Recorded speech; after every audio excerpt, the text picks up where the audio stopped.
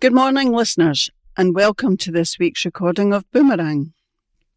This week's a bit different because you have Team 6 with you, and we are made up of Heather, Marcy, Jessica, Margaret, Peter, and our engineer is Ray. Team 4 will be back in 2 weeks' time, so don't be confused. The news this week is taken with permission from the West Lothian Courier, dated the 13th of March 2025.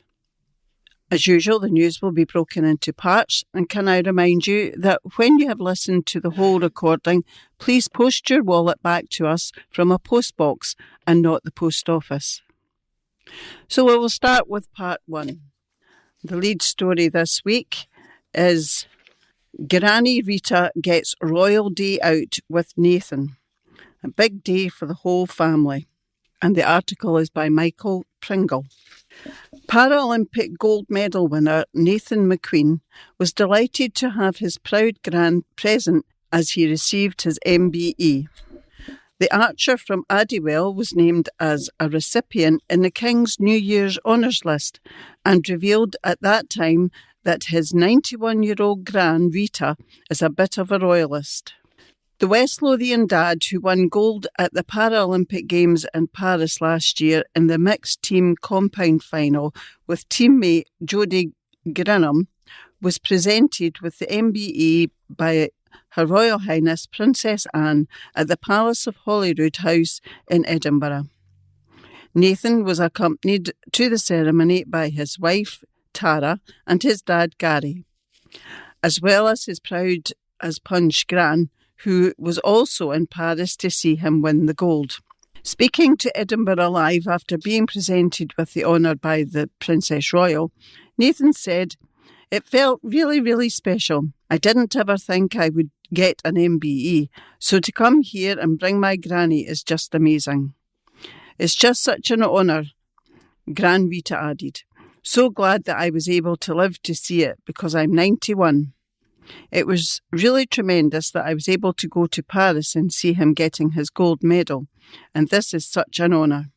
The 33-year-old was involved in a motorbike crash not long after he turned 18, which left him paralysed from the waist down.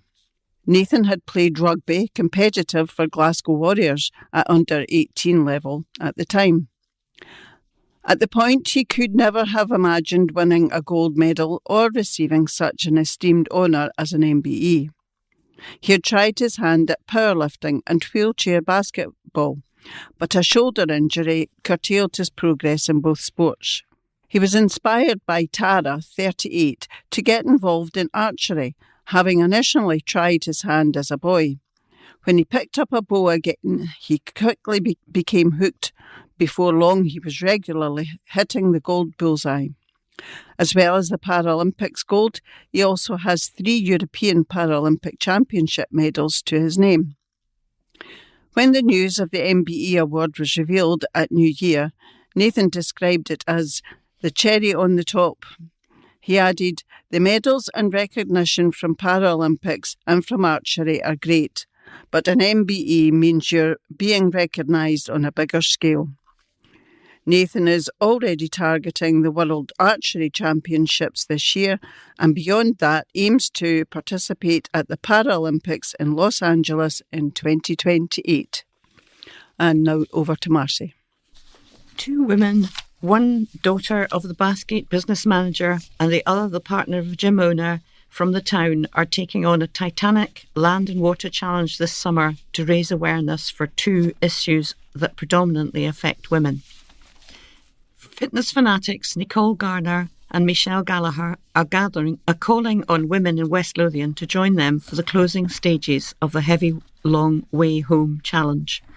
Nicole, whose dad, Scott Payton, is operations manager at Everwarm in Bathgate, and Michelle, the partner of gym owner Liam Healy, will weightlift, kayak across Loch Lomond and then run from Balloch to the Falkirk Wheel to raise money and awareness for the charities Breast Cancer UK and Beat Eating Disorders.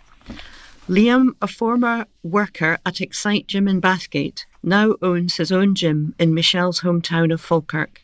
business partner, Nicole and Michelle will take on the 24-hour, three-pronged event in May and encourage people across West Lothian to come along and join them on the final legs. Michelle, 33, and Nicole, a 32-year-old school teacher, launched their joint coaching business 365 Female back in 2023. It's dedicated to empowering women to build strength, confidence and sustainable approach to health and fitness. Nicole said, "We run an online coaching program for women and it's quite a new business. We had two separate businesses both working with women and we decided to join forces to help more women. I was a full-time teacher and decided to go down to 4 days, then 3, before taking the leap to grow the business with Michelle together. The gruelling endurance test is set to begin on the northern shores of Loch Lomond at Ardluey, where they will kick off with a total combined weight lift of 1,820 pounds. Then they will kayak 36 kilometres to the Loch's southern shore at Balloch, or depending on the time until darkness falls. And from there they will run 62 kilometres to the Falkirk Wheel." Nicole continued, "We're taking on the challenge for 2 charities, and the reason for that is through personal experiences. Michelle has been through an eating disorder herself and has come through the other side of it. It's just about spreading awareness. There is light at the end of the tunnel. It's a huge challenge, but we are trying to raise funds for 2 incredible charities that mean a lot to us. We've got at least 40 people signed up to the run, the 10K or the last 5K with us to help us home. The 24-hour challenge will start on May the 17th, with the run taking place on the morning of May the 18th. You can sign up to join the duo on the run or donate to the charities via 365female.com, 365program 3179. And there's pictures of the girls heavy lifting and canoeing, and they look very smiley just now.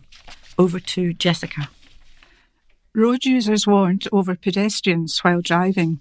An article by Chief Inspector Mark Patterson. For this column, I'd like to start off with some safety messaging to one of our most vulnerable road user groups, pedestrians. Those who make journeys on foot are not travelling at high speeds, and they do not have the same considerations to make in terms of reaction times, impairments and distractions, yet they have the potential to be seriously or fatally injured should they become involved in a collision with a vehicle. As such, my advice to all pedestrians is to always be visible to other road users and to, where possible, cross the road at designated crossing points. If there are no crossing zones, then take great care and be mindful of emerging from behind parked or stationary vehicles, as this limits visibility and may result in a motorist, motorcyclist or bike rider to take unexpected evasive action. Children are some of our most vulnerable road users and their safety is paramount. I would ask all parents and guardians to ensure all children are always supervised when near the road. Similarly, I'd urge motorists to remain vigilant for child pedestrians, especially in built-up areas. One of our priorities for the coming weeks is to engage with older drivers and ensure that there are no impairments to their ability to safely drive their vehicles. I want to stress that we are in no way criticising the driving skills of older motorists, but rather we aim to provide them with reassurance that they are experiencing no issues that could affect their reactions when responding to incidents occurring on the road network. I would encourage anyone who considers themselves to be an older driver to get regular vision checkups, and if glasses or contact lenses are required for you to drive safely, then please wear these at all times. Similarly, if you have experienced any other health issues recently and should symptoms of these issues persist or if they have potential to reoccur, then please consider whether getting behind the wheel is safe, both for you and other road users. If you do not think you're fit to drive because of any recent or ongoing health matters, then consider other forms of transportation until you're once again able to get back into the driver's seat. I will finish this column by discussing speeding, as it's one of the most likely factors to contribute to a collision on the road network. Regardless of how good a driver you are, travelling at excessive speed reduces the control you have over your vehicle and impacts upon your ability to react to anything that requires you to act on the road. Speed limits set out the maximum speed you are permitted to travel on a road, but the conditions you face may mean that you must travel below this to continue your journey safely, so please always use best judgment. We're also continually on the lookout for those who are breaking the speed limits within built-up residential areas and school zones. Our road policing officers regularly monitor these areas for those travelling at excessive and dangerous speeds, so please do not risk it. Road safety is something we must all work together to achieve, so please help us and play your part, whether you're in a vehicle or travelling on foot. And now over to Margaret. MSP Hislop will call it quits at next election. An article by Ross Thompson. Linlithgow MSP and current Scottish Transport Secretary Fiona Hislop has announced that she will retire at the 2026 Scottish parliamentary elections. After campaigning for the reconvening of the Scottish Parliament, Fiona was first elected in 1999 as MSP for the Lothian region. Fiona has been returned as the MSP for Linlithgow since 2011 and secured the third highest constituency vote in Scotland in 2021. Fiona has been invited to serve at Scottish Government Cabinet level by each of the SNP's 4 First Ministers since 2007 and has served as a Government Minister for 16 out of the last 18 years. Fiona said, "It has been an honour to serve the people of West Lothian as an SNP MSP since the reconvening of the Scottish Parliament in 1999. I was first elected as a regional Lothian List MSP in 1999 and then from 2011 have served as the constituency MSP. It has truly been a privilege to represent the strong, resilient towns, villages and communities that make up this seat, and I am very proud of the drive and achievements across the country. However, after much careful thought and consideration, I have decided that the time is right for me to retire, which means that I will not be seeking re-election in the forthcoming 2026 election to the Scottish Parliament." She continued, "I will continue in my role as an MSP for more than a year, and in that time I look forward to continuing to work with and for the people of West Lothian. I've been an activist for the SNP and independence most of my life, and I will continue to be an activist. There is still a great deal of work to be done to elect an SNP government in 2026, and I remain passionate about securing a better future for Scotland as an independent nation." Fiona announced her decision on the same day as her cabinet colleague Shona Robinson announced that she was quitting Holyrood at the next election. However, she reflected on her time within Parliament and some of her successes over the years. She added, "In my time as an MSP, I have helped deliver the Blackridge and Armadale train stations, and I am currently campaigning for a station in Winchborough. Helped save the A&E and Children's Ward at St John's Hospital, secured heritage funding for the Bathgate Regal Theatre and Linlithgow's St Michael's Spire, removed the painful PFI payments from West Lothian College, secured Screen Scotland support for the new film studios at the Pyramids in Bathgate, and ensured a task force was set up to help hall workers in Broxburn get new jobs, amongst other things.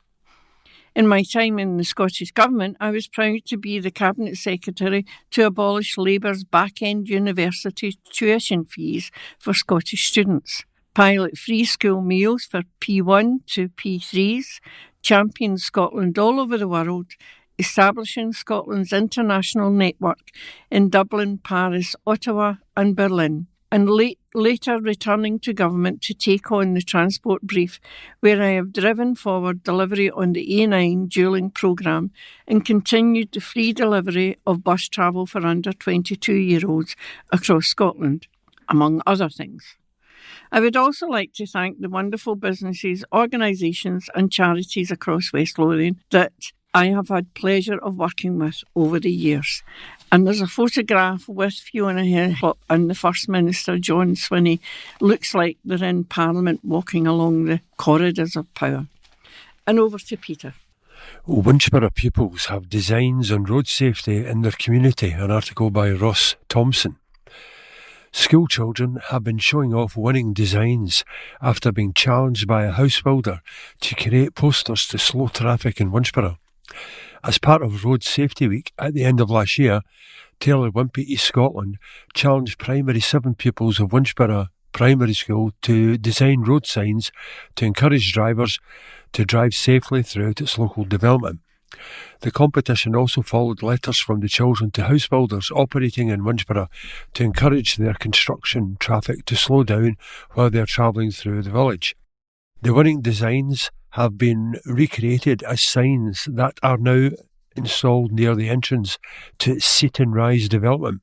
In addition to a visit to the development to see the installation of the designs recreated as signs, each of the winners also won a £50 book token.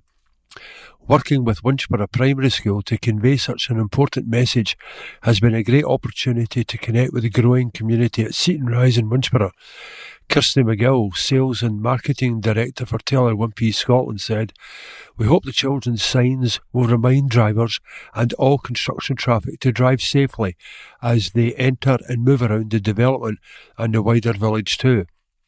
The children at Winchborough Primary rose to the challenge. The school's deputy head teacher, Gillian Hailstones, added, "Having the opportunity to work with Taylor Wimpey to create road signs has been an unusual challenge, but a great way to deliver a very important message. This is a lovely connection between our school and the local Taylor Wimpey development at Seaton Rise in Winchborough." And alongside the article is a picture of many, many smiling children in Winchborough Primary. And back to Heather. Start spreading the news. Layla wants to perform in New York. Article by Cara Blackhall. A young West Lothian dancer is hoping to raise funds to be able to perform in New York. Layla McNabb, 11, competes as part of Dance Fusion in Bathgate, and 16 other young performers are hoping they will be able to raise the funds needed to take on a once-in-a-lifetime opportunity.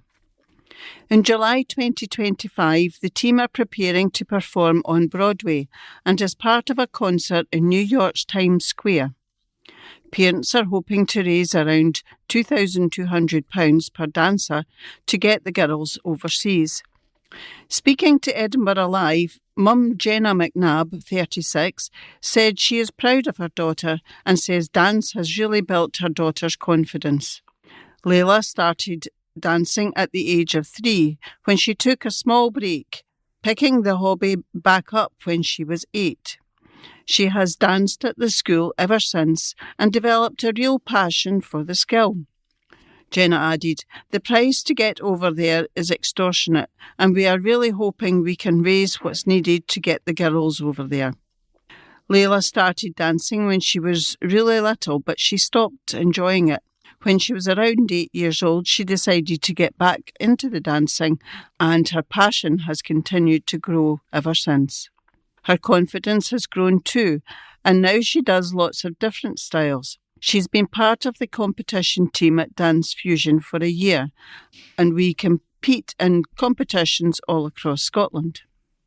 It's really a once-in-a-lifetime opportunity, and a dream they'll really want to fulfil. She's got the opportunity and we want to make it happen for all the girls. As her parent, it's really amazing to see her do this. You can find out how to donate and find out more about Dance Fusion on Instagram and Facebook. And there's a photograph of Layla and her mum Jenna looking very happy. Over to Marcy. Man dies in industrial unit tragedy by Ryan Carroll. A man has died following a horror incident at an industrial unit in West Lothian.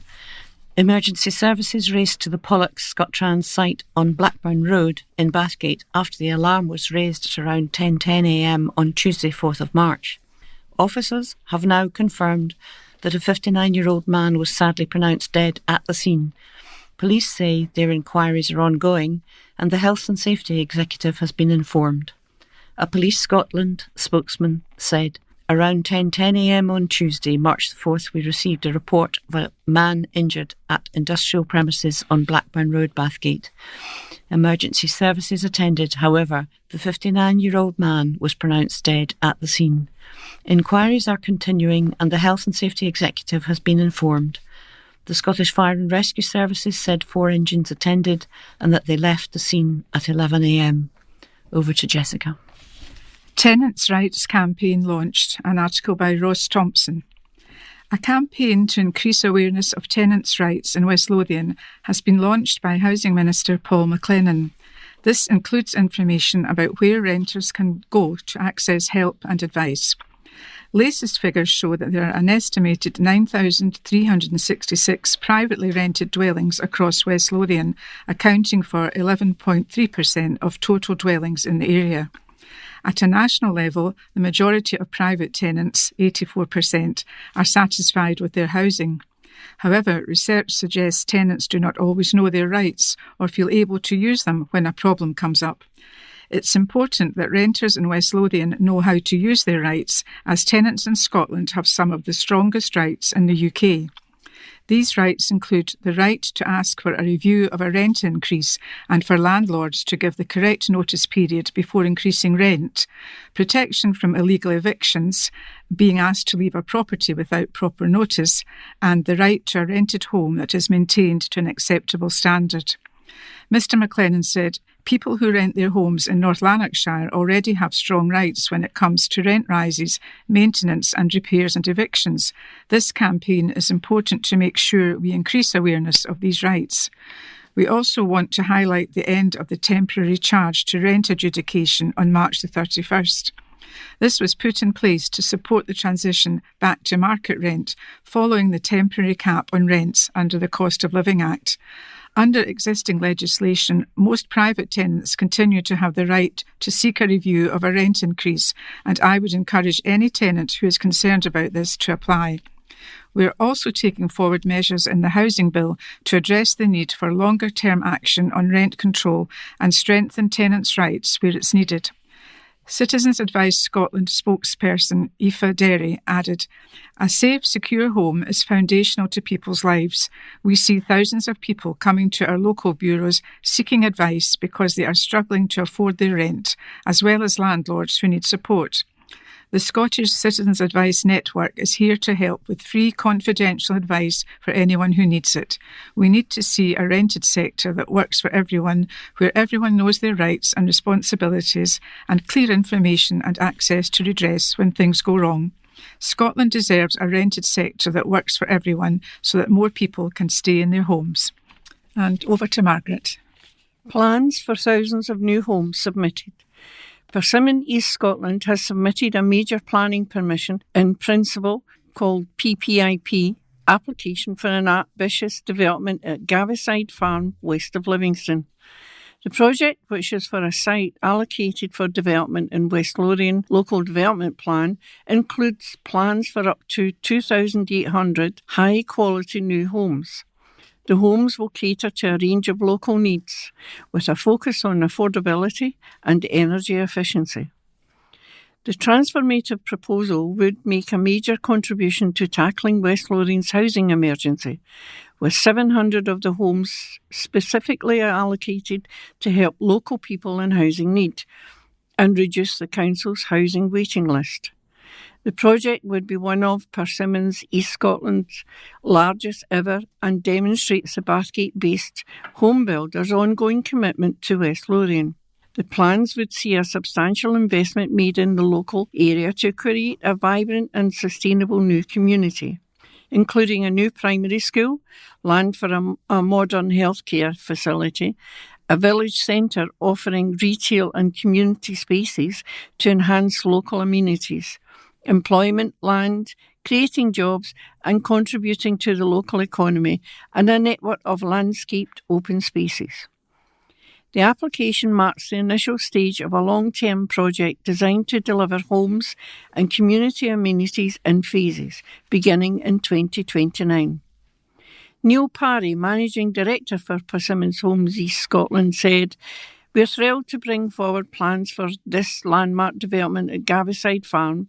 Our vision is to create a thriving, inclusive community that provides much-needed homes while contributing significantly to the local economy. The inclusion of a primary school, a healthcare facility and open spaces ensures this development isn't just about homes. It's about building a sustainable community for the future. If the PPI application's approved, Detailed submission will then be made for specific phases of the project. Construction is planned to commence in time for the first homes to be delivered from 2029. And over to Peter. £6 million roads boost. West Lothian's roads will benefit from investment of £6 million this year, with vital maintenance work set for its bridges, footpaths, street lighting, flood prevention and drainage. The overall spend will also include a £1.3 million on roads project, including road casualty reduction schemes, traffic signal improvements and active travel schemes. Roads to receive significant investment this year will include the A70 from Auchanoon to Halfway House near Harburn, the A89 between Dechman and the Kilpunt roundabout, the B90-80 Winchborough Main Street to the council boundary, the C1 road from the boundary with South Lanarkshire to Hairstains, Armadale, and U-Class roads in Aitken Orr Drive in Broxburn, Drumshoreland Road in Pumferston, Ladywell East Road in Livingston, Menzies Road in Bathgate, and Muriston East Road between Easterbankton and Bankton Gardens in Livingston. Around £2 million will be spent on structures such as bridges, with the Almond Valley Bridge and Houston Interchange in Livingston both receiving significant investment, £980,000 for street lighting improvements. And back to Heather. And that brings us to the end of part 1. And welcome back to part 2. And we will start with family announcements and then some general news. Isabella Miller Armit, peacefully at home on Thursday 27th of February 2025, Isabella, aged 78 years, beloved wife of John and a loving mum and gran, sadly missed by all. A funeral service will be held at Thomas Brown Funeral Home on Thursday the 20th of March at 10 a.m. and thereafter to Loning Hill Cemetery. Jane Flynn Patterson, peacefully at Heatherfield Nursing Home on the 4th of March 2025, aged 70 years. Jane, loving wife of the late Douglas, beloved mum of Claire, Gordon and Andrew, loving gran of Finlay and Murray. Jane's funeral will be held today, Friday the 14th of March, at St Joseph's RC Church, Whitburn at 1 p.m. Thereafter to Boghead Cemetery at 2 p.m.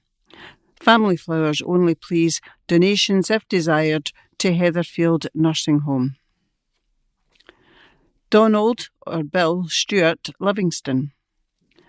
Donald William Bill Stewart from Livingston, a keen rally marshal, died peacefully in hospital on the 14th of February 2025. A loving husband of the late Caroline. Funeral service at West Lothian Crematorium, Livingston, on Monday the 17th of March at 12 noon. William John Watson passed away peacefully on the 2nd of March 2025 at the Western General Hospital, Edinburgh.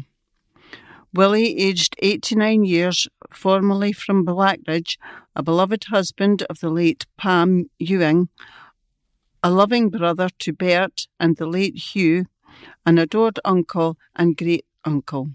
He will be greatly missed. Funeral service will be held on Friday 21st of March 2025 in Brodie's Funeral Parlour, Bathgate at 10:15 a.m. Thereafter to Bathgate Cemetery, Glasgow Road at 11 a.m. All family and friends welcome. And now back to the news. Councillor unhappy over roads, article by Stuart Somerville.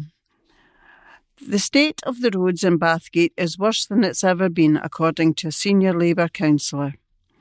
Harry Cartmel asked Gordon Brown, the council's Roads and Transportation Service Manager, to attend the monthly local area committee to grill him on why so many roads were a patchwork of temporary repairs, worse than a gravel farm road. And he was told a lack of money was largely to blame for the state of roads across West Lothian and Scotland. While changing weather patterns also accelerated the disintegration of road surfaces. Councillor Cartmel told Mr Brown, "You'll be aware there has been a plethora of complaints about the general degrading of the roads. I know I've got a 23-year-old car and I feel every bump. The roads in Bathgate, quite frankly, in my lifetime, I've never seen them so bad. Specifically, there are two, Edinburgh Road and Menzies Road. It's almost to the point that it is undrivable. The roads are just appalling." Councillor Cartmel said complaints were all over social media. These included one which said, "Why are the roads depreciating so badly? I'm a cyclist and everywhere I'm watching for potholes." Mr Brown replied bluntly, "Finance." He explained that West Lothian and other local authorities did not have the funding to pay for capital expenditure on resurfacing projects and have to rely on temporary repairs and patching up roads. In terms of general road surfaces across the county, it's been pretty well publicised. We're having to use material to make temporary repairs to potholes to make them safe. There are a lot more temporary repairs on the carriageway, he said. Wetter summers and winters also play a part in degrading temporary repairs to roadways, with overnight freezing and daytime thaws breaking up tarmac.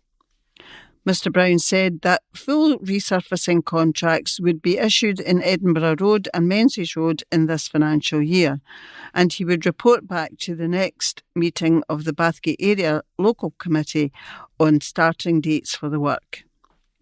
Mr Brown also described successful trials with a Pothole Pro, a road patching equipment which the council hopes to use more in the coming year.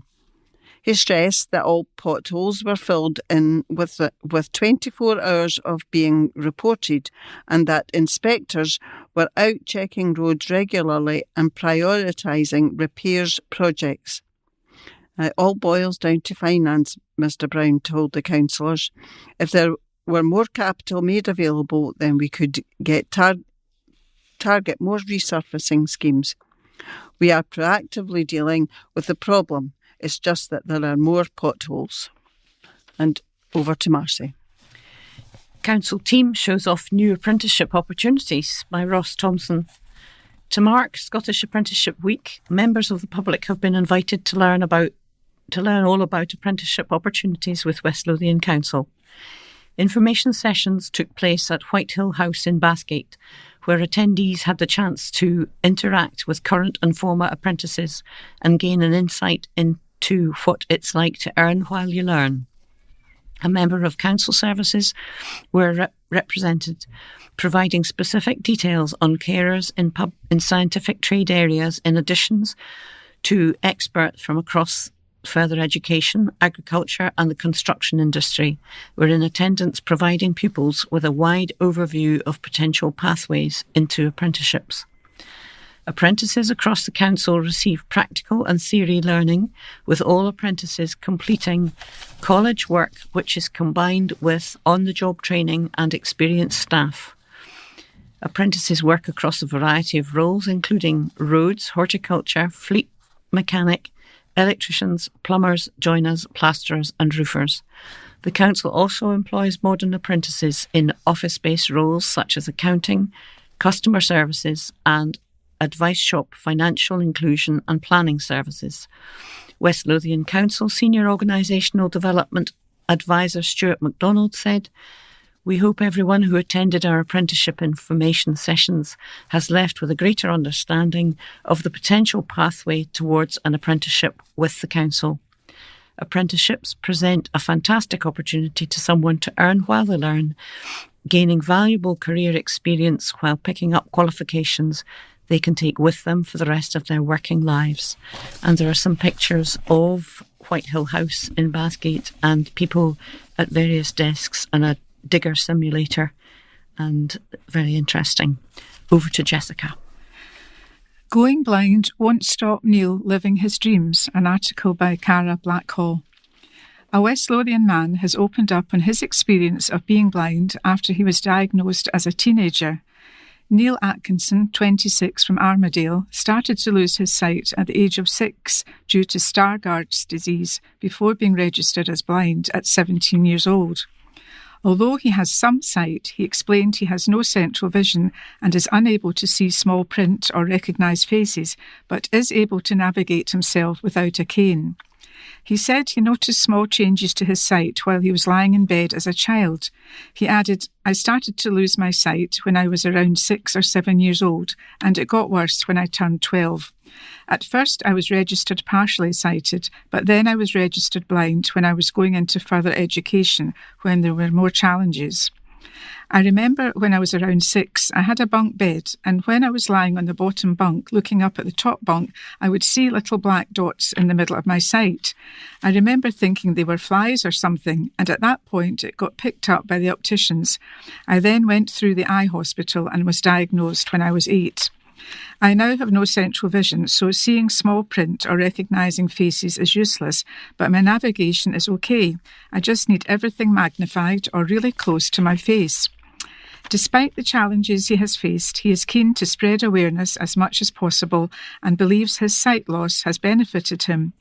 Working as a community connection coordinator for RNIB Scotland, he uses his experiences to help improve accessibility and awareness for blind and partially sighted individuals across the country. He added, "I graduated from university with a Bachelor of Science in Sports Coaching, became a personal trainer, and eventually found myself at RNIB in a role entirely focused on improving the lives of people in Scotland who live with a visual impairment. I always wanted to raise awareness for people with visual impairments and be an advocate, particularly for young people. I think losing your sight at a young age causes people to lose a lot of their confidence. Typically, you would lose your sight at an older age when you might not work anymore, but losing your sight when you have a lot of your life ahead of you is really daunting." Neil's passion for sport began in childhood with encouragement from his parents to try different activities. He took part in martial arts and swam at local clubs before eventually focusing on football. He played mainstream football until his 20s before transitioning to visually impaired futsal in the British PS Futsal League. Today he continues to play mainstream futsal in Scotland.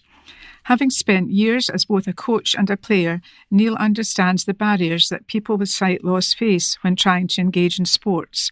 Transport, locating venues, travelling independently, and anxiety around social isolation are all significant challenges. There's also the concern over whether the right support will be available. Through RNIB Scotland, Neil delivers sight loss awareness training to sports clubs and leisure facilities, helping to bridge the gap in understanding. He said, "Many clubs are open to making their activities more accessible, but don't always know how to do it. Some don't realise that blind people may have some useful vision to participate in non-adapted sports, while others underestimate the importance of competition. Many people want to improve and compete, not just take part. There are so many accessible opportunities out there. It's just about finding the right support and creative solutions." And there's two little photographs of There's two little photographs of Neil with this article. The first one looks as if he's on holiday somewhere enjoying himself. It looks nice and warm. And the other one shows him practicing his golf swing. And he's adapted to enjoy his life. And over to Margaret. Vandalised minibus returned. The Pinewood School minibus that was recently vandalised has been returned to the school, as good as new. The bus had been out of action for most of last week after it was damaged by vandals.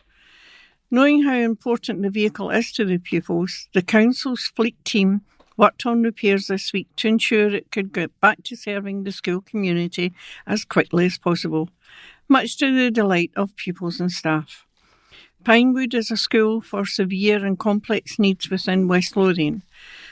Pinewood School head teacher Dr Thomas McGovern said, "I'd like to thank the council's fleet team for their efforts getting the minibus back to us so quickly." And over to Peter. Becky is blooming delighted at award. Wedding accolades for fantastic florist, an article by Michael Pringle. The flair of a fantastic florist from West Lothian shows no signs of wilting after she picked up another host of wedding industry awards to add to an already long list.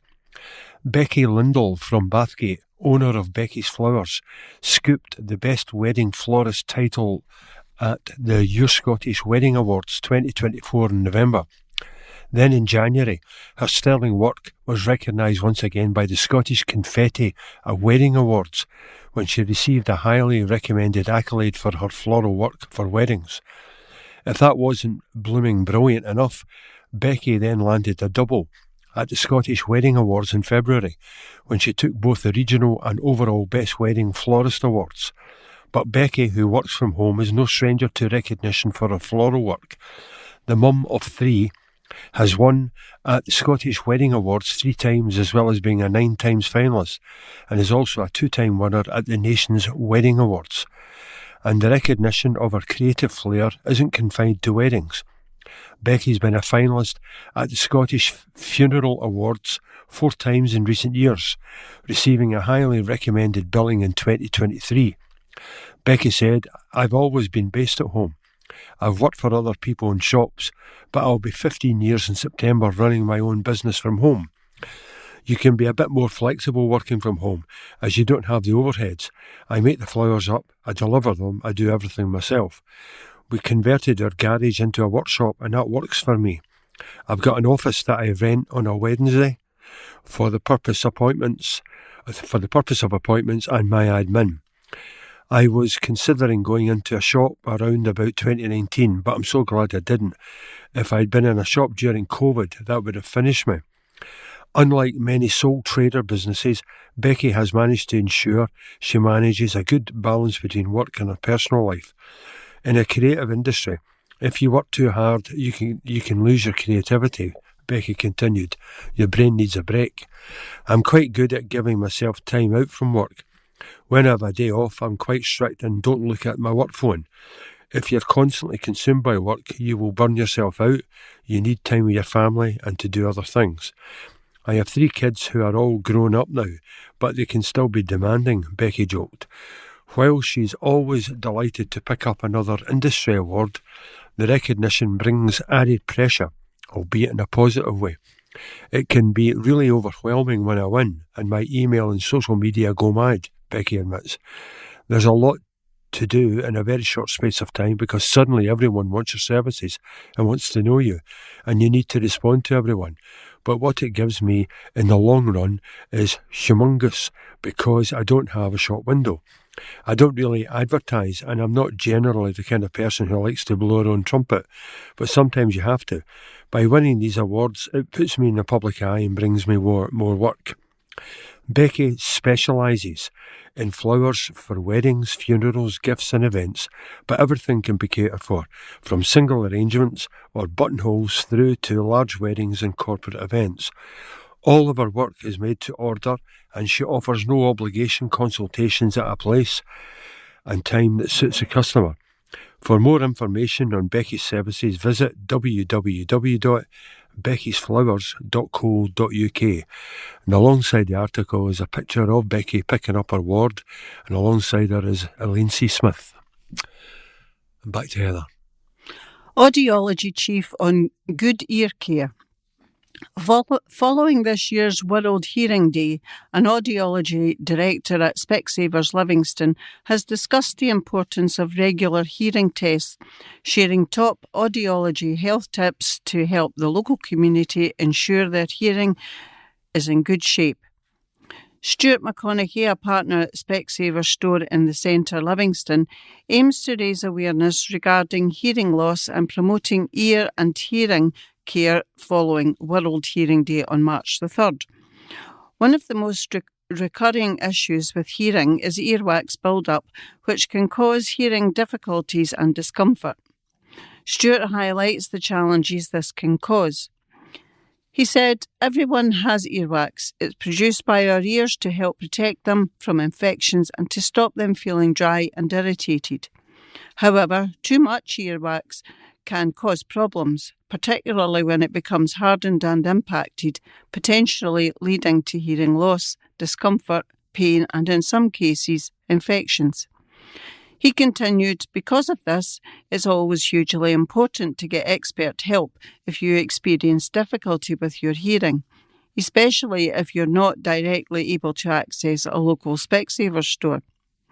This accredited hearing care professionals on our audiology team are able to pay you a visit and can safely check if this is a problem you have. Hearing loss is experienced by millions of people in the UK and affects people of all ages. Everyone's hearing is unique. That's why we carry out comprehensive hearing tests to better understand each person's individual hearing profile. It also means Specsavers hearing experts can help people find the right hearing aids to rediscover the sounds they may be missing. For more information on Specsavers Audiology in Livingston, telephone 01506 430819. And now over to Marcy. The early screening found my cancer, but it also found hope. A woman by Katia Marjoribanks. A woman who was diagnosed with breast cancer following her first routine mammogram has been spotlighted by charity Walk the Walk. Sue Connolly, 54, is thankful that her cancer was caught early, while still very treatable. And later this year, she will be pounding the streets of Edinburgh in aid of the charity. Sue said, "Thank goodness for the amazing screening programmes we have in this country. I also had some precancerous cells removed following my cervical smear test in my 20s and honestly feel like I've had 9 lives. I'm thankful that the mammogram caught my cancer early, whilst it was still very treatable. I was diagnosed with breast cancer out of the blue last May at the age of 53 following my first routine mammogram. I've now signed up to take on the Half Moon, 13.1 miles, at this year's iconic Moonwalk Scotland to give me a focus as I continue to recover from my treatment. In many ways, I still can't take in what's happened to me, but feel so grateful for all the health screening programmes in this country." Sue went for her mammogram towards the end of April last year. "Probably like most people, I was expecting everything to be fine, but was glad to be getting checked," she said. "A few days later, I received a call back and was told to go along to a one-stop breast clinic. I didn't think anything of it at the time. I hadn't felt anything unusual in either of my breasts and wasn't concerned. Then everything changed. I had some tests at the clinic and they told me it was 90% likely I had cancer in my left breast. The doctors were as shocked and surprised as I was, and they couldn't feel anything in my breast either. However, a suspicious lump was definitely showing up on my mammogram. 2 weeks later, I went back to the hospital. When my breast cancer diagnosis was confirmed, invasive ductal carcinoma. My family and friends were a huge support. My son and daughter were only 14 and 10 at the time. My son has autism and didn't really understand what was happening, but my diagnosis really affected my daughter. She thought her mum was going to die. Obviously, every case of breast cancer is different, but I know that thanks to so much amazing research over recent years, it isn't always a death sentence nowadays. Sue's treatment started with surgery in early June to remove the lump in her breast, as well as 6 lymph nodes, one of which was found to have cancerous cells. Sue from Stirling said, "My doctors told me that the benefits of having chemotherapy were so small and the risks could potentially outweigh the benefits.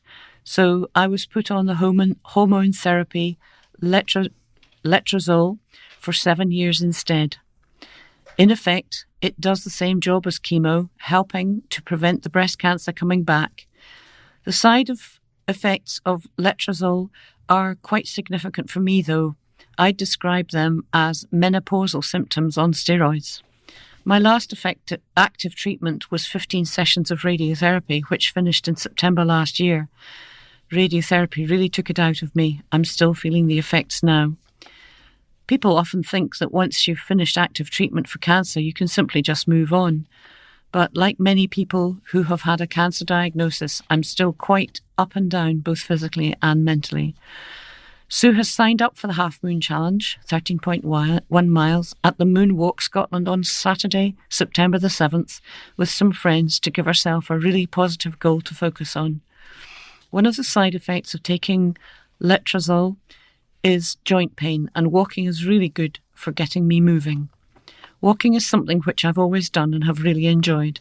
I've done other charity challenges previously, but following my cancer diagnosis, this is the first time that it's felt quite so personal. I'm really looking forward to the night and have already asked my daughter if she'll help me decorate my bra. My message to anyone who qualifies for a routine mammogram is to take up the offer and make sure they book an appointment. This time, I know that the screening potentially saved my life. Walk the Walk was founded by Nina Barrow, CBE, in 1996, and just months later she was diagnosed with breast cancer herself. Nina created the innovative Moon Walks when thousands of participants walk overnight marathons in London, Edinburgh and Iceland, wear brightly coloured decorated bras. The charity has raised more than £143 million to date, including for support such as the Maggie's Centre at Forth Valley Royal Hospital. The Moonwalk Scotland leaves from Holyrood Park in Edinburgh at midnight on Saturday the 7th of September. Women and men wearing brightly coloured bras while raising money and awareness for breast cancer and other cancers. The challenge includes the full moon, which is 26.2 miles, or the half moon, 13.1. Moonwalk at www.walkthewalk.org. Register yourself and save 50% of the entry on a friend. Over to Jessica. Kids putting down roots in their community after trees are lost to dieback disease. An article by Ross Thompson. Pupils from St Ninian's Primary School in Livingston recently helped plant new trees to help replace those lost to ash dieback disease. Within West Lothian, a large number of ash trees have been removed due to ash dieback disease. Ash dieback disease, ADD, also known as Chalara dieback of ash, is a fungal disease that affects all species of ash tree. West Lothian Council is working alongside partner agencies to replace trees lost to the disease, as well as expanding and adding to woodland areas where possible to boost biodiversity and reduce the impacts of climate change. With the help of pupils from St Ninian's Primary, 85 trees were planted in total. The trees are a mix of species including elder, silver birch, crabapple and hazel. These trees produce blossom in spring, which will support pollinating insects, and many will produce fruits in autumn and winter, which will help to encourage birds and other wildlife. The trees were donated by the conservation volunteers through their I Dig Trees project, which is designed to support community groups and schools looking to improve their local area through tree planting.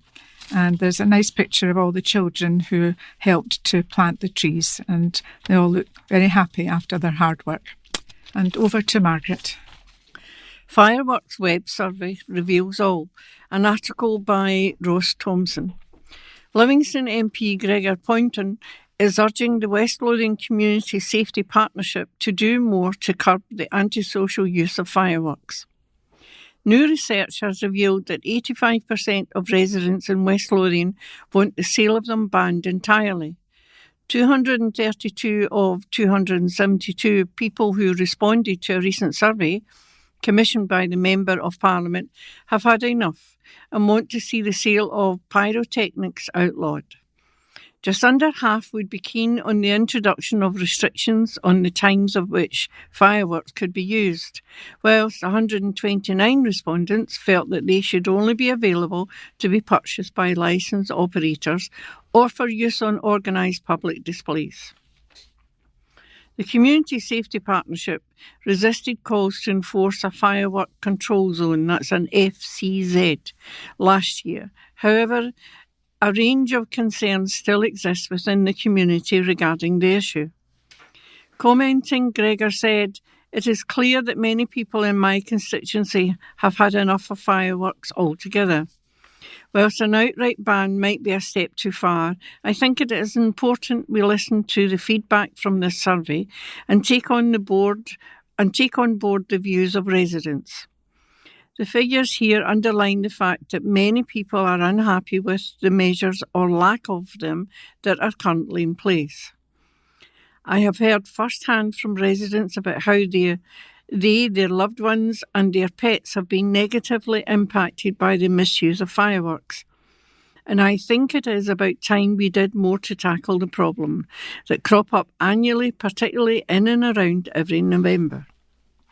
I've written to the Community Safety Partnership urging them to review their existing provisions in relation to the measures around the sale and use of fireworks. During our previous dialogue, they confirmed that they meet regularly and review matters arising relating to antisocial behaviour to collate information to inform future decision-making. Given that, I hope that they will take the findings from this research on board and reconsider the introduction of a fireworks centre zone ahead of Bonfire Night this year. I also acknowledge the efforts of Police Scotland and the Scottish Fire and Rescue Service, who carry out enforcement activities, and that trading standards officers visit every licensed retailer in West Lothian selling or supplying fireworks. However, I think it is vital we explore every avenue regarding this to ensure everyone can enjoy the November celebrations. Safety, and make sure that no one in the Livingston constituency finds them inconvenienced or put at risk by the antisocial use of fireworks. In January, the Scottish Fire and Rescue Service stated that there was no need for a firework control zone in West Lothian. Partnerships developed following past and antisocial behaviour have been effective enough in curbing lawless and dangerous behaviour across the country. Firework control zones were introduced last year by new legislation from Scottish Government. Having delivered a briefing report on the last bonfire night in West Lothian, Paul Harvey, the local Scottish Fire and Rescue Service liaison officer, answered questions at January's meeting of the Community Safety Board. He pointed out to the work done by the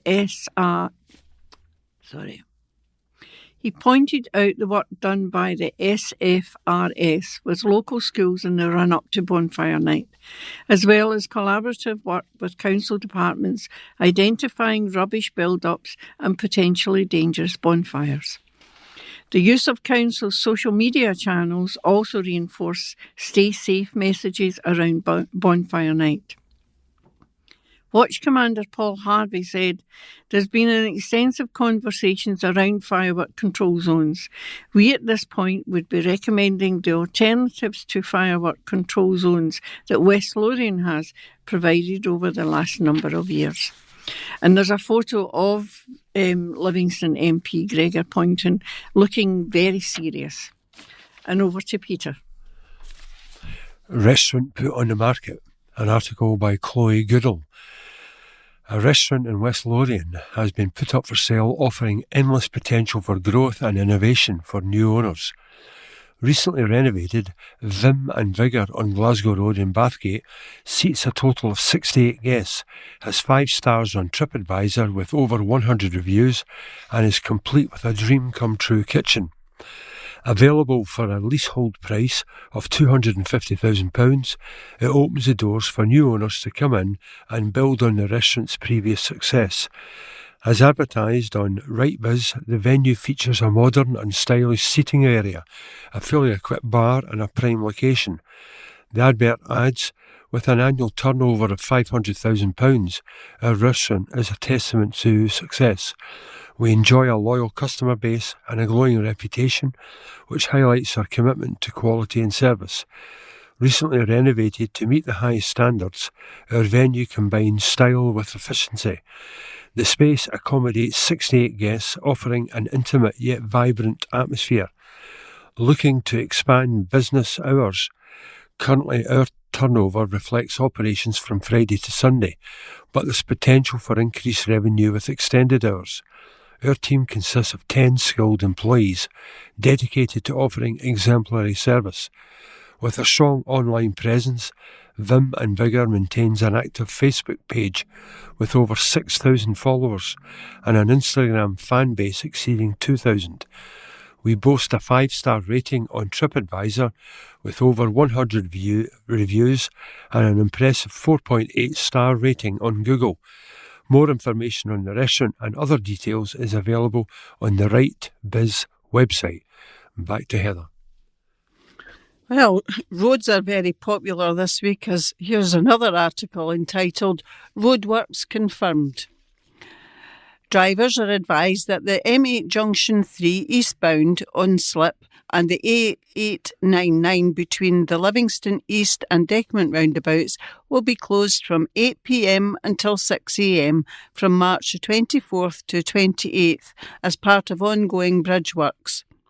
During these closures, a sign diversion will be in place between Livingston East roundabout and Deckermont roundabout via the A899 Livingston Road, Houston Road, Deans Road and the A89, adding 6 miles to the affected journeys. And now over to Marcy. Nursery closure will cost more. Stuart Somerville.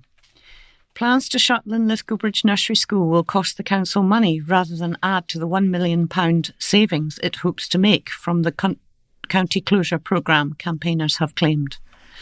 Neil Brodie Campbell told councillors their calculations on savings were wrong, adding that moving all children from Linlithgow Bridge Nursery to Linlithgow Primary Nursery could actually see an increase in teacher costs by £45,000.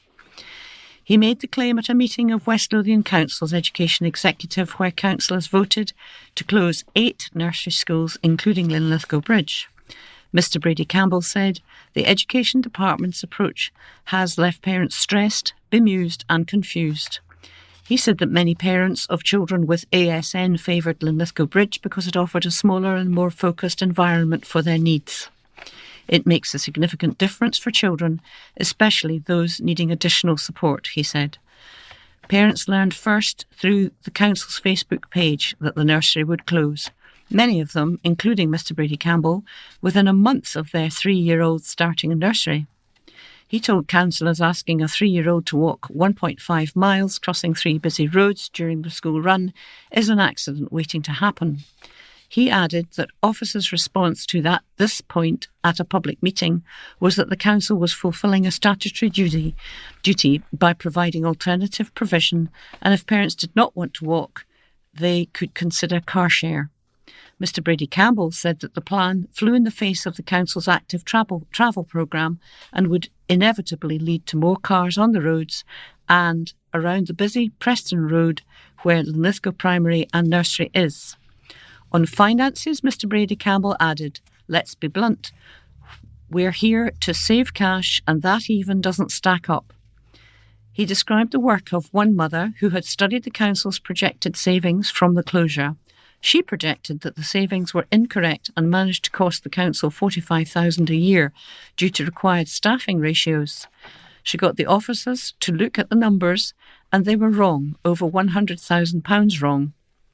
The savings were downgraded from £241,000 to £135,000, a reduction of 44%. If the numbers are 44% out, who in their right mind believes the council's set of numbers anyway? So yes, we are bemused. You have before you over 140 responses. The common thread is a rejection of proposals to close the nursery.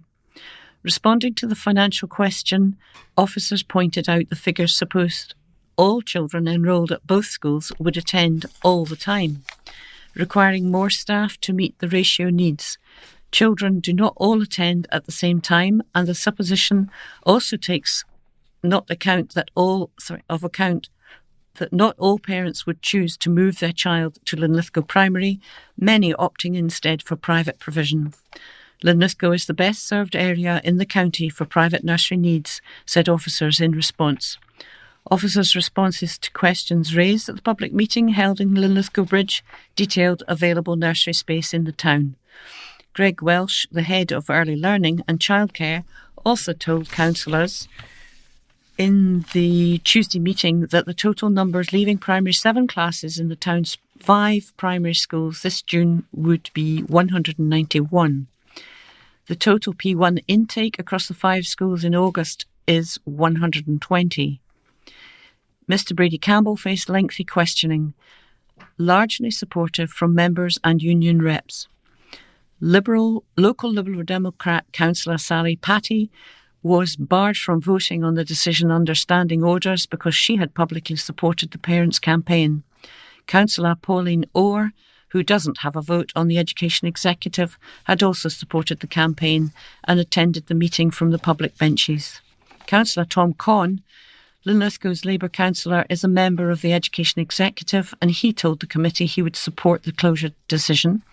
He told the meeting, "I have to say, the wider constituents were probably slightly dispassionate in comparison to the parents, and I understand that. In my decision, I have also taken into account wider issues in the Linlithgow Bridge area and the future development that has been touched upon today. Linlithgow Bridge is on the River Avon, so there is no expansion to the west." He pointed to the existing surplus spaces at the nursery, suggesting that would only grow without more housing development in the area, adding to that the falling birth rate and the growth of private nursery providers. He said, "One of the things we are discussing today is about protecting the future. Linlithgow Primary Nursery provides good nursery education and will continue to do so in the future. As I said earlier, I didn't wish to make this decision, but I will support the proposals of officers." After the meeting, Councillor Orr said she was bitterly disappointed. She added, "However, community members argue that the unique benefits provided by Linlithgow Bridge Nursery, especially its capacity to support children with additional needs, were not sufficiently considered. The sentiment among many parents is that young children are not merely numbers to be redistributed based on capacity metrics. Concerns have been raised that such decisions overlook the individual needs of children, particularly those requiring specialised support." Councillor Pattle told the LDRS she was deeply disappointed at the far-reaching decisions to close 8 nurseries. She added, "In my own ward, I still cannot understand how Labour councillors could decide that it makes sense to close Linlithgow Bridge Primary School nursery class when presented with overwhelming public opposition and scant evidence to support the proposal other than the financial bottom line. I don't believe the meagre financial savings identified by closing Linlithgow Bridge Primary School nursery class will offset the negative consequences for the parents and families of Linlithgow Bridge or the wider community of Linlithgow." And there are a couple of pictures. There's one of a baffled Mr. Neil Brady Campbell. Over to Jessica. And that brings us to the end of part 2. Welcome back to part 3, which includes the quiz. Remember to listen in at the start of part 4 for the answers. So we'll start with the quiz, and there are 6 questions. Question 1.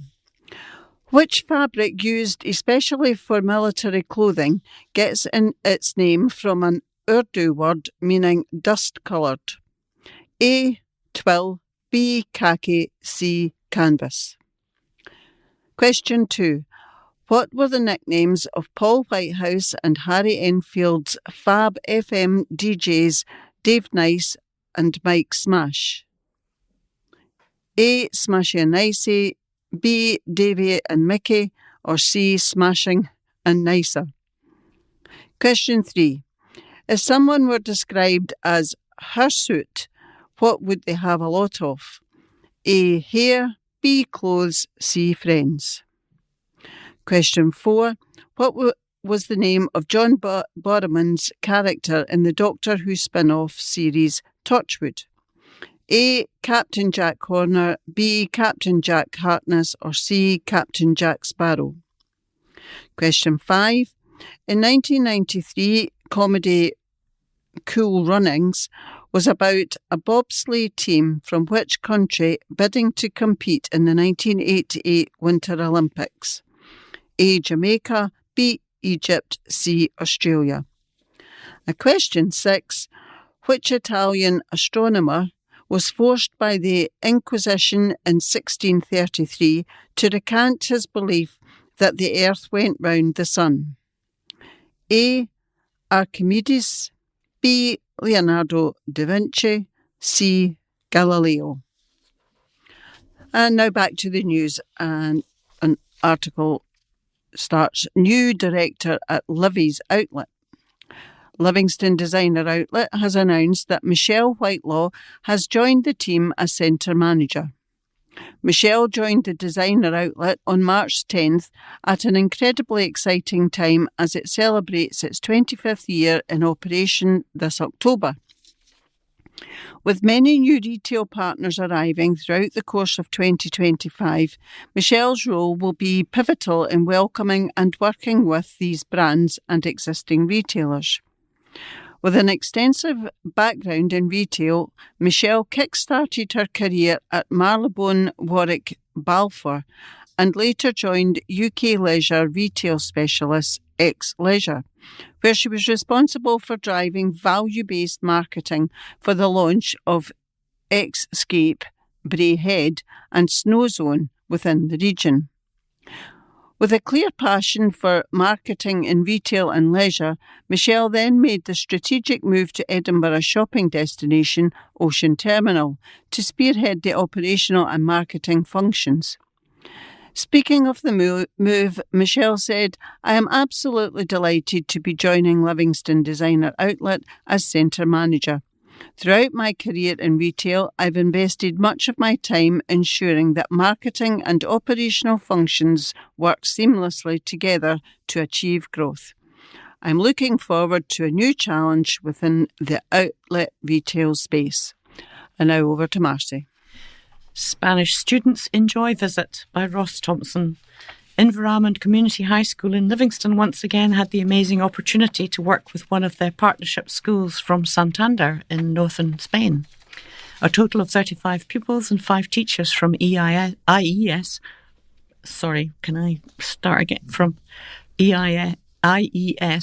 Penta Castillo visited Environment, where they spent a morning with some S3 and senior phase Spanish classes. This year the school also had the opportunity to welcome 12 students from Brazil. All pupils collaborated in conversational icebreakers task, team building activities and cultural quizzes, where pupils from both countries learned more about the language, festivals and traditions of the countries they were studying. The event boosted pupils' confidence and enhanced their problem-solving and communication skills. Pupils were welcomed to the sound of the traditional bagpipes and given a warm welcome from the school's head teacher, Hamish Shankland. Mr. Shankland said, "This was a fantastic opportunity for our pupils to learn about different cultures and expand their horizons while also being able to share their own lives and experiences. We were delighted to welcome our friends from Spain and Brazil to Environment, and hopefully they gained just as much as our pupils did." All pupils embraced and thoroughly enjoyed this incredible experience organised by Mrs. Macmillan and our language staff. Pupils have provided very positive feedback, and hopefully it is something we can repeat later in the year with our session 25-26 Spanish classes. Over to Jessica. And that brings us to the end of part 2. Blind date couple still smiling after 70 years together. An article by Michael Pringle. A remarkable West Lothian couple who first got together on a blind date are set to mark an incredible 70 years of marriage. Leslie and Audrey Wilson, who are aged 93 and 94 years respectively, have lived in Kirkliston for almost their entire married life. There are very few couples, for obvious reasons, who reach their platinum wedding anniversary, but Leslie and Audrey will do exactly that on March the 19th. The couple knew each other from a young age and were set up on a blind date by Leslie's sister before they tied the knot some 5 years later during a ceremony in Audrey's hometown. They were married at the Methodist Church in Blyth, Northumberland in 1955. Leslie said, "We've known each other since we were 7 and 8 years old. I was 23 and Audrey was 24 when we married. Never in my wildest dreams did I think we'd be married for 70 years. A family reunion was considered to mark the magnificent marriage milestone, but the couple are not in the best of health at the moment, so it's been put on hold for the time being. A farmer all his working life, Leslie worked on farms in Fife until he found a job at Millrig Farm, Kirkliston, where as a dairyman he worked for 16 years. He then moved into pig farming until he retired. The couple moved to Kirkliston in 1958 after Leslie secured work there.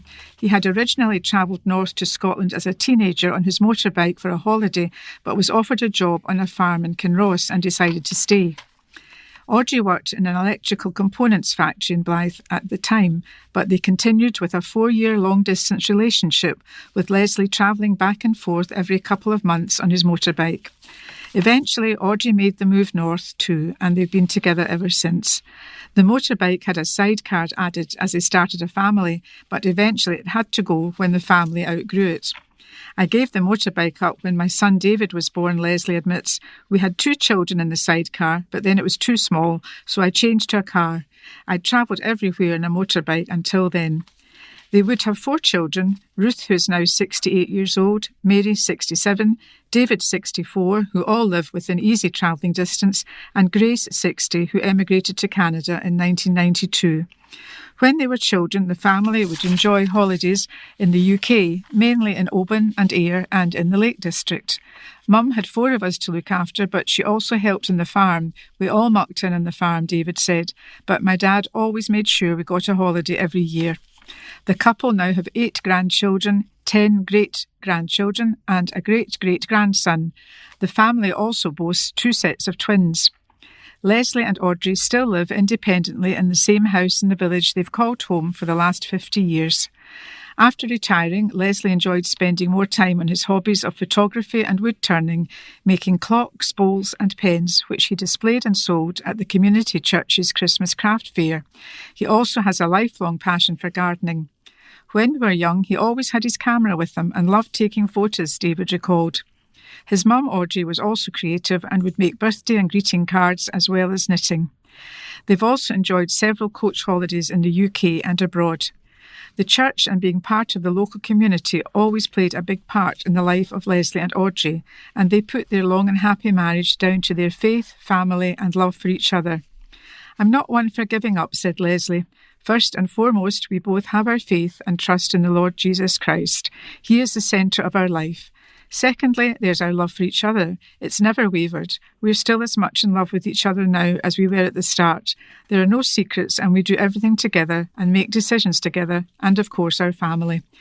David added, "My parents' Christian faith has been their guiding light all their lives, and we as a family are deeply indebted to the Kirkliston Community Church for the support and fellowship they give to Mum and Dad."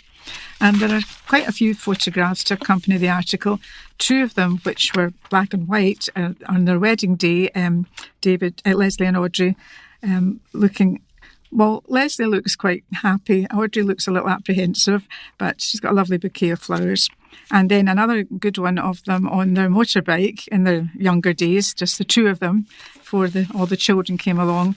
And a bigger photograph, it must have been maybe a previous family reunion. There are too many people to count, but they're all looking extremely happy. And they've got Audrey and Leslie at the front of the photograph. And over to Margaret. MP blasts boundary changes. Bathgate and Linlithgow MP Kirsten Sullivan has strongly opposed the most recent proposed changes to Scottish Parliament constituency boundaries, warning that the plans would break long-standing community ties and create voter confusion across West Lothian. In a letter to Boundary Scotland, Ms Sullivan raised concerns over the proposal to divide the West Lothian local authority area into 3 separate constituencies. These would be Livingston, Bathgate and Falkirk East and Linlithgow. She argued that this directly contradicts the key principles guiding boundary reviews, including the requirements to respect local authority boundaries. Ms Sullivan also highlighted the specific issue of the Linlithgow Council ward, which would be divided under the proposals. While Linlithgow itself would fall under the Falkirk East and Linlithgow constituency, neighbouring villages such as Bridgend, Phillipston and Newton, historically and socially linked to Linlithgow, would be placed in the proposed Bathgate constituency. This makes no sense whatsoever, she said. Dividing Lithgow from the villages it has long-standing ties with is completely illogical and will only confuse voters. With voter participation already at concerning levels, Ms Sullivan warned that unnecessary boundary changes would further discourage engagement. At a time when we should be making it easier for people to vote, those proposals risk adding unnecessary complexity and barriers to participation, she added. I urge the Commission to reconsider and retain the current 2 constituency models for West Lothian, and I have made my submissions to Boundaries Scotland to ensure our community's concerns are heard. And over to Peter. Aldi shines a light on apprentices, an article by Michael Pringle.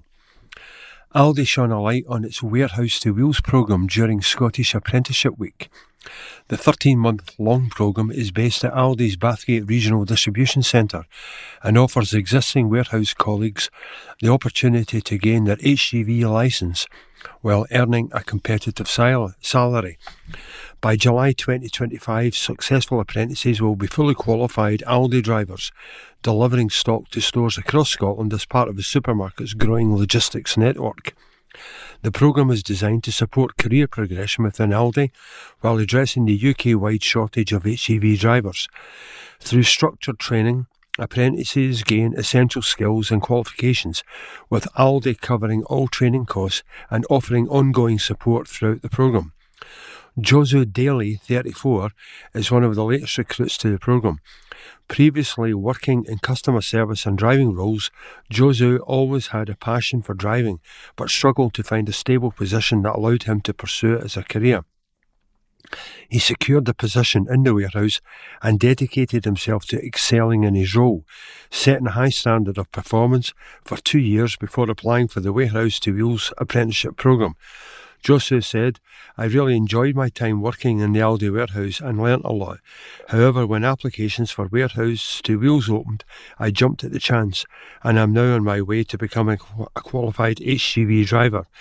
Aldi has given me an incredible opportunity and I hope to stay on with the company after my apprenticeship. Beyond the career prospects, Josu highlights Aldi's positive work culture. You never feel like just a number at Aldi. There are so many opportunities to learn and grow. I've built great relationships with my colleagues and the pay and benefits are really competitive. For 59-year-old Robert Moran, the apprenticeship is the latest step in his Aldi career. He joined the company in 2018 in a cleaning position before applying to become a driver in 2024 through the apprenticeship scheme. He said, I've always been interested in driving as my dad was a lorry driver, so it's something I grew up around. I knew about the Warehouse to Wheels programme and saw it as a great opportunity to move up within Aldi. I've thoroughly enjoyed being an apprentice again, and with my HGV driving test scheduled for April 2025, I'm looking forward to what's next. I've been with Aldi for 7 years and I've always found them to be a fair and supportive employer. Robert has worked in various industries throughout his career. He added, at this stage in my life I wanted to do something that keeps me active but also offers stability. HGV driving is a skill that will always be in demand and Aldi has given me a chance to train for a job that will take me through to retirement. Sandy Mitchell, Regional Managing Director for Scotland, said, colleagues like Josu and Robert are the cornerstone of our business and their hard work and dedication are the reason we are able to provide our customers with the excellent and efficient service we've become known for. We're incredibly proud of Josu and Robert and we hope their journeys inspire others to consider apprenticeships as a route into a successful and rewarding career, no matter your age or level of experience. Whether you're just starting out in your career or looking for a change, our apprenticeships provide valuable skills, competitive pay and real opportunities for career progression at one of Scotland's leading supermarkets. Apprenticeships also benefit from Aldi's market-leading benefits package, including shopping discounts and access to ongoing training and development. You can find out more at www.aldirecruitment, that's all the one word, .co.uk/early careers/apprenticeships. And alongside the article is a picture of Josu alongside a lorry which he at one point will be hoping to drive once he becomes qualified. And back to Heather. Hello and welcome back to part 4, and we'll start with the answers to the quiz. Question 1. Which fabric used especially for military clothing gets its name from an Urdu word meaning dust-coloured? And the answer was B, khaki. Question 2. What were the nicknames of Paul Whitehouse and Harry Enfield's Fab FM DJs Dave Nice and Mike Smash? And the answer was A, Smashy and Nicey. Question 3. If someone were described as hirsute, what would they have a lot of? And the answer is A, hair. Question 4. What was the name of John Barrowman's character in the Doctor Who spin-off series Torchwood? And the answer was B, Captain Jack Harness. Question 5. In 1993, comedy Cool Runnings was about a bobsleigh team from which country bidding to compete in the 1988 Winter Olympics? And the answer was A, Jamaica. And question 6. Which Italian astronomer was forced by the Inquisition in 1633 to recant his belief that the Earth went round the Sun? And the answer was C, Galileo. Now back to news and an article entitled Villagers' Anger Over Bus Travel. Article by Ross Thompson.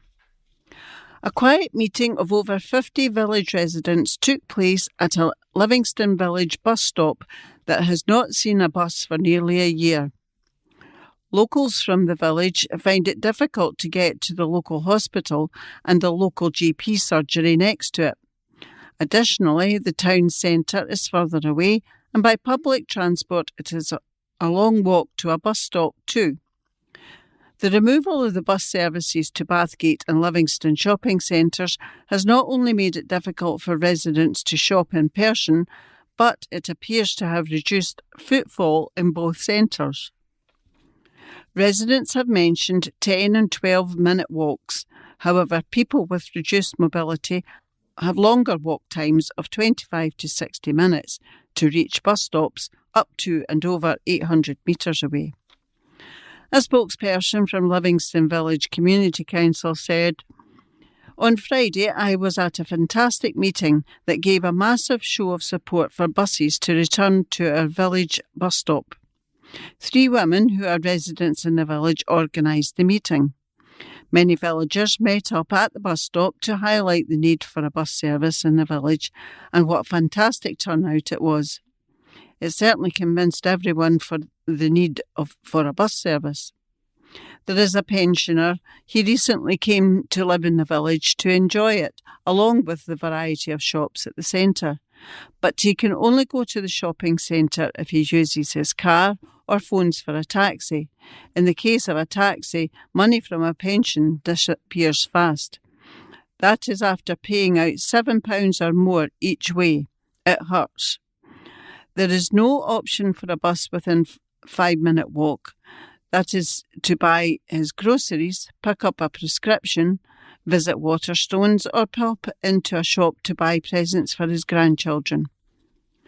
During the demonstration, many passing motorists gave a beep on their horn in support of the locals.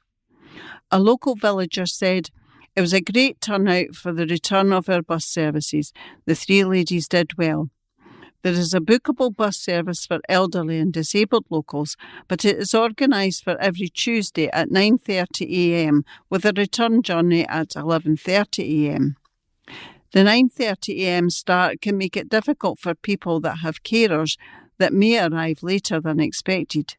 It only gives one opportunity a week to go out of the house to do a weekly shop or visit someone. What the village really needs is to bring back our buses." For the future, there is a petition. It is about to be launched. Hopefully this will be addressed to West Lothian Council with the help of our Community Council. And there's a photograph of the residents gathered at the bus stop to protest about the lack of a bus service.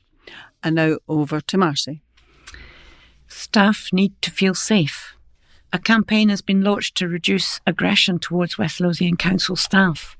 Everyone that goes to work deserves to be treated with respect, and the message for West Lothian Council staff is that all instances of violence and aggression directed towards them when they are undertaking their work must be reported. The West Lothian Council Head of Corporate Services, Leslie Henderson, said, "This is an issue that is becoming more prominent, and the Council is committed to supporting staff who work in what can be at times very difficult circumstances. No one should be abused, threatened or attacked at work when they're trying to do their job. Unfortunately, we're seeing a growing amount of abusive and aggressive behaviour, including on the phones and on social media and in person." And over to Jessica. Health charity gets MSP backing. Lothian's MSP Faisal Chowdhury is backing a health charity's national No Smoking Day campaign, urging West Lothian locals who smoke to make attempts to stop and win through improvements in their physical health, mental well-being and finances. The Labour MSP is supporting Ash Scotland's Quit and Win campaign, which is highlighting that giving up smoking increases opportunities to live a healthier life through improving mental health and decrease the risk of developing coronary heart disease, type 2 diabetes, dementia and some cancers.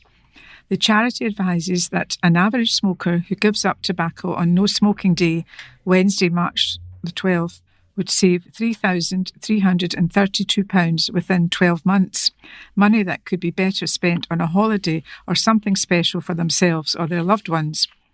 Alan Dalziel, Senior Policy Manager for Ash Scotland, said, "Tobacco is still the biggest cause of preventable death in Scotland, but people across Lothian can have a brighter future by quitting smoking. We are absolutely delighted Faisal is backing our campaign to raise awareness of the free help that is available on the NHS. Most people in Scotland who give up smoking do so without quit aids, but for those who need support, nicotine replacement patches, gums or lozenges that are backed by established evidence and safety controls can help your chances of success, along with free specialist health advice from Quit Your Way services. Reach out to Quit Your Way today, as their personalised support to give up smoking could be vital in helping you to improve your physical health, mental well-being and personal finances."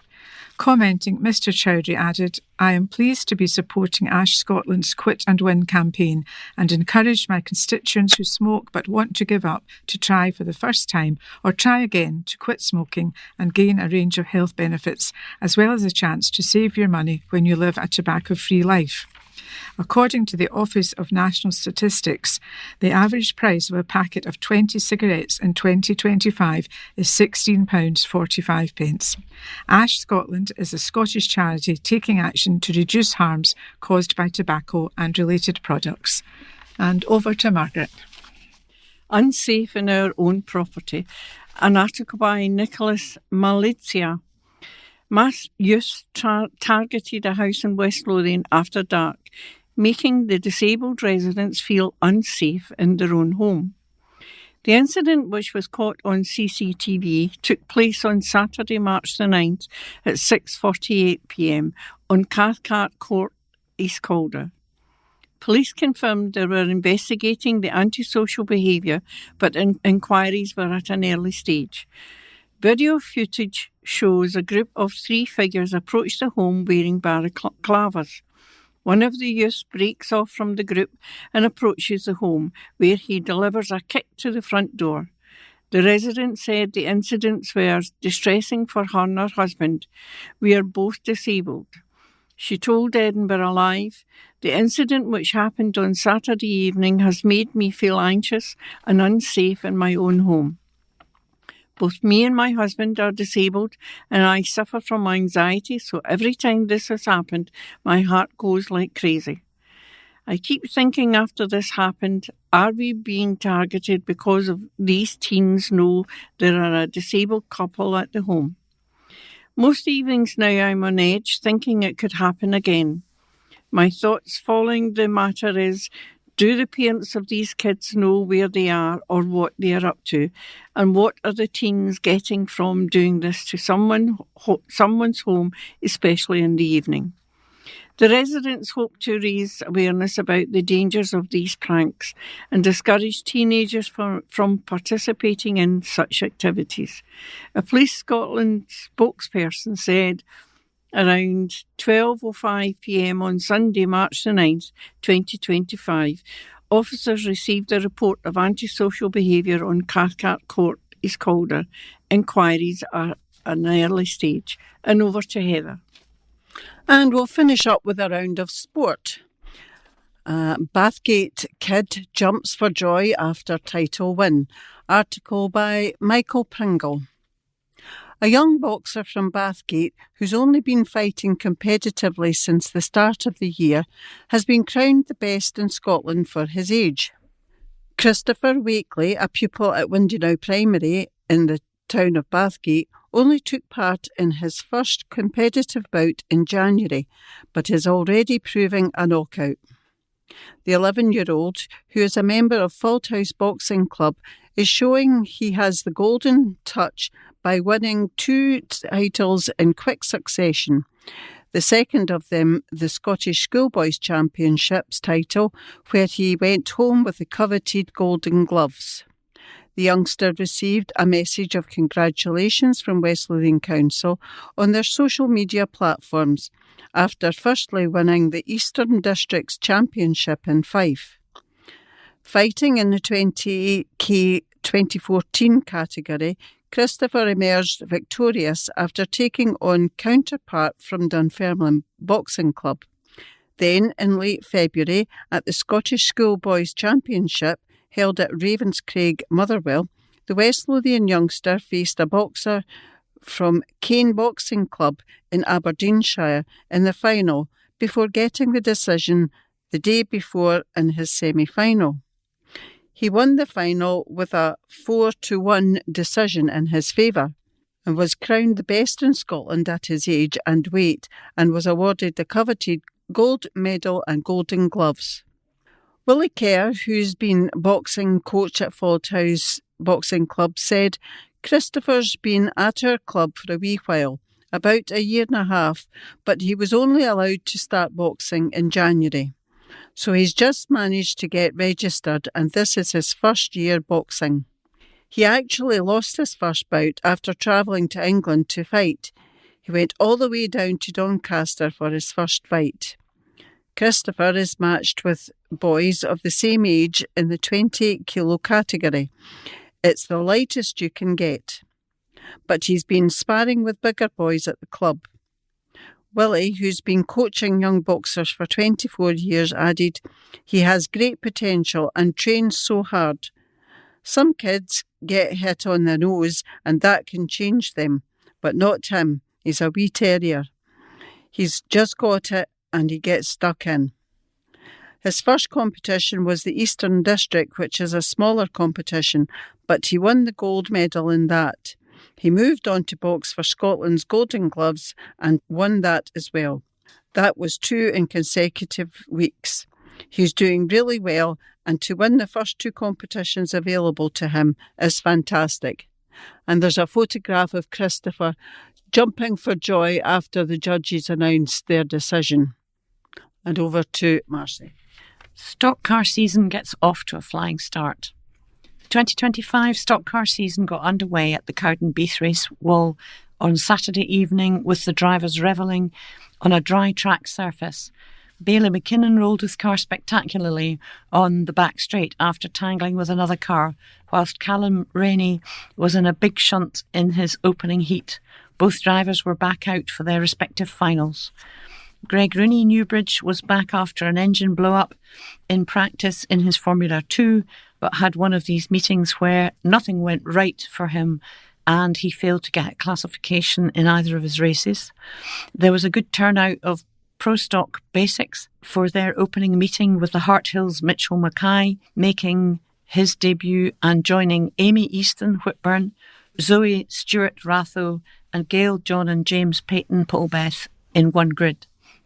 Gail Peyton was the more consistent of the local drivers, and she started off with a 5th place in Heat 1, whilst James Peyton was 8th. Heat 2 ended with John Peyton bringing his car home in 4th, with G. Peyton 7th and James Peyton 8th. In the final, G. Peyton was soon running in the top 5, where she ended up at the close with Stewart in 8th and Easton 9th. Next Saturday, the Formula 2s and Saloons return, but this time they are joined in the fray by the mini stocks and the micro F2s, with the meeting starting at 6 p.m. as usual. Over to Jessica. Swede return to Monarchs for Palovara. While there is an element of the unknown in certain parts of the 2025 Stellar Monarchs lineup, with 3 differences from the septet that took to track 12 months ago, one of these new faces is a familiar one, with the return of popular Swede Victor Palovara. Palovara, who returns to the blue and gold after a 6-year absence from UK Speedway, is looking to make up for lost time in the months ahead. "I can't wait to get back, and I think it will be a good year," he said. Explaining his absence from these shores, Palovara said, "I think back then I was going in a good direction. I had a few offers from Poland, and at the time I thought it would be too much doing Poland, Sweden and the UK. I have looked at coming back over in between, but it is not as easy now, as you need more paperwork to ride in the UK, so it takes a lot more planning. It is going to be good to be back though, and I'm looking forward to having more meetings. I will still be riding in both leagues in Sweden, so I'll be busy, and that is what I want." Another thing that Victor feels will help as he extends his race diary is the feeling of familiarity that comes with returning to Scotland. He added, "It feels like coming home, if I am honest. My partner is from Glasgow, so she and the baby will come over when they can as well. And when I am here, I will stay with my mother-in-law, so everything is set. I had looked at coming over in the last couple of years and riding in the top league, but it did not fit. But now I can have my Swedish base and similar in the UK, so that will be good. I did 2 years with the Monarchs before, well, not full seasons, but over 2 years, and I can't wait to come back and see everyone. It is a good time for me to come over now, as British Speedway is improving again, and a lot of the top guys are coming back, so it is exciting." Despite his previous spell in blue and gold, it will be a completely new team of riders that will be in the pits next to Victor, given none were with the club in his previous spells. However, there is still a few known commodities for the returning Swede as he puts his eye over the Monarchs lineup. He said, "It is a new team for me, but I know a few of the guys. Paco Castagna is about the same age as me, so we have known each other since we raced 250cc's. We always seem to end up at the same events, and he was with Landshut last year as well. Justin Sedgman, I think I just missed the last time I was there, but his record speaks for himself, so we will be strong. Everything is ready, and I can't wait for it to start, to score good points for the team, to be with the guys, win some meetings and go for trophies. The first chance to see Victor back in blue and gold will be on March the 28th at the season launch show." And over to Margaret. Forget Cup pain and focus on Livy's biggest game yet. An article by Paul Thompson.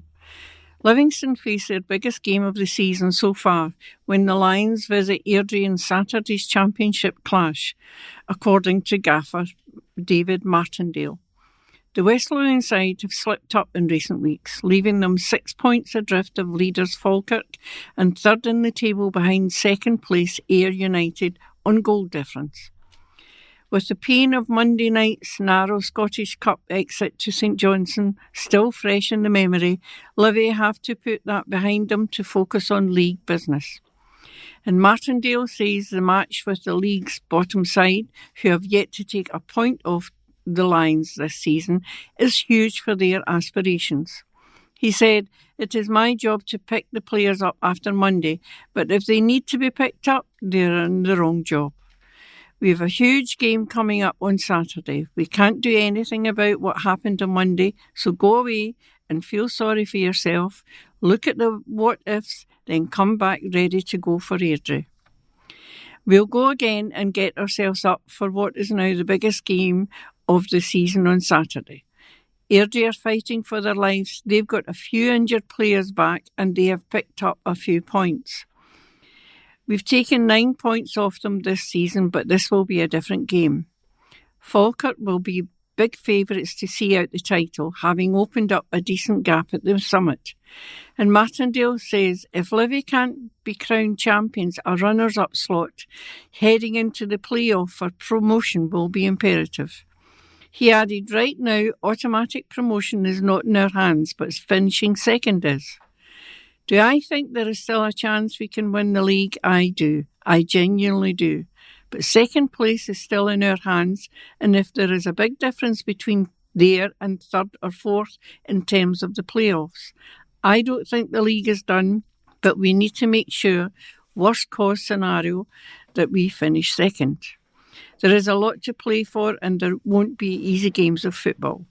If the boys can apply themselves and put that energy from Monday into the next few games, we will be okay. And there's a photograph of 3 Livy players with a catchline which said Livy's Jerome Pryor, Daniel Finlayson and Teet Yengi looked dejected at the end of Monday's loss to St John's. And over to Heather. And that brings us to the end of this week's recording. We hope you have enjoyed it. Can I remind you that when you have listened to the whole of the recording, please post your wallet back to us from a post box. And so it's time to say goodbye from the members of Team 6, our engineer Ray, our readers Heather, Jessica, Marcy, Margaret and Peter. Goodbye.